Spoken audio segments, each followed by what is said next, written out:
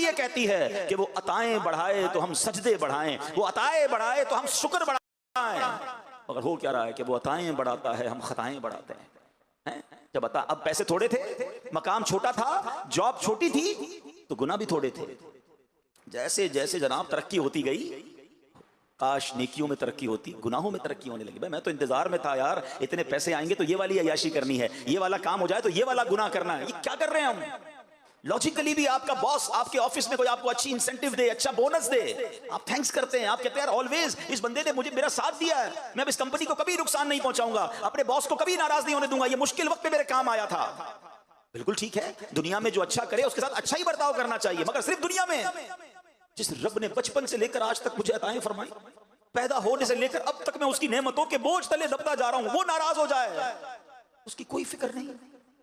और ये कभी कभी खप्त सवार ना करना कि मेरा बहुत कुछ है और मैं जनाब अब मुझे कुछ नहीं हो सकता। कौमे सबा का वाकया बता रहा है, ये बाग वालों का वाकया बता रहा है। चले आप कहेंगे अब्दुल हबीब भाई ये तो हजारों साल पुराने वाकया सुना रहे हो, 2022 की बात है ना, तुर्किया में जलजला आया है, मैं खुद विटनेस हूं उस अर्थक्वेक का।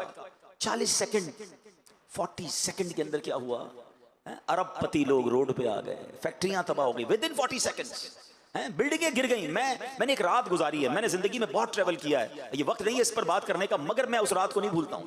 वो रात मैंने हताई सिटी है तुर्किया की, मैंने वो रात वहां गुजारी। दैट वाज मेरी जिंदगी की मुश्किल तरीन रात थी।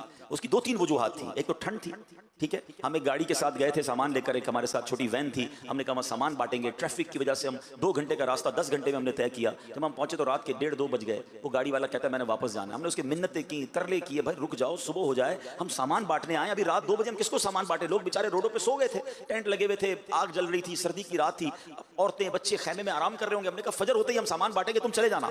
उसने कहा नहीं मुझे जाना है। बहरहाल हम क्या करते, परदेश था, सारा सामान उसने रोड पे उतार दिया, वो वापस चला गया। अब सामान था, हम थे और हमारे पास एक गाड़ी थी। अब सर्दी की रात और मैं सोचता रहा, मैं यकीन करें बहुत रोया, बहुत रोया। मैंने कहा या अल्लाह मुझसे एक रात नहीं गुजर रही, ये पूरा शहर इस वक्त रोड पे है, मैं तो आज सुबह होगी सामान बांटूंगा वापस चला जाऊंगा, यही रातें सारी पता नहीं कब तक गुजारेंगे।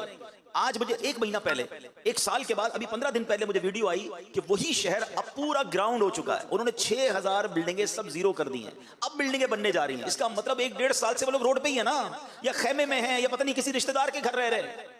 आप यकीन करें सामने बिल्डिंगें गिरी नहीं थी, बिल्डिंगें 25, 50, 100 बिल्डिंगें गिरी थी, बाकी सारी बिल्डिंगें खड़ी थी। लेकिन लोग रोड पे बैठे थे, अंदर जाने की हिम्मत नहीं थी, क्योंकि हर चंद मिनट के बाद, हर थोड़ी देर के बाद एक और आफ्टर शॉक आता था, एक कोई ना कोई बिल्डिंग गिर जाती थी। अब ऐलान ये था कि कोई बिल्डिंग के अंदर नहीं जाएगा। गर्म कपड़े मौजूद थे, खाने का सामान मौजूद था, बच्चों का